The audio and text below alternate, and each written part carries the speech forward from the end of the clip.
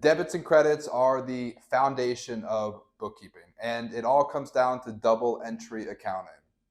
Okay, so we have two types of transactions here. We have debits and we have credits. Typically, a debit is abbreviated DR and credit is abbreviated CR. I think it has something to do with Latin. It doesn't matter. Just remember DR is debit, CR is credit.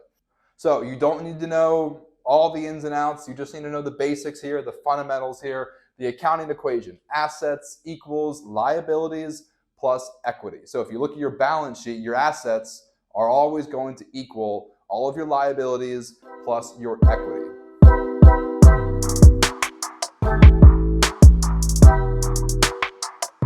You don't need to know debits and credits to be a bookkeeper, but it makes everything so much easier. It just makes accounting and bookkeeping make more sense intuitively. So trust me, spend a ton of time practicing this and learning this. This is really going to pay dividends for you in your bookkeeping career.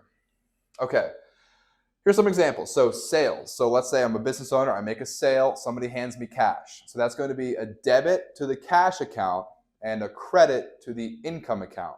So if somebody gives me $100, debit $100 to my cash, credit $100 to income or revenue or sales, whatever you want to call it. So going to the balance sheet, if you look at the balance sheet now, we're going to have $100 of assets and $100 of net income, which will show up in your equity. So $100 asset, $100 equity, asset equals liabilities plus equity.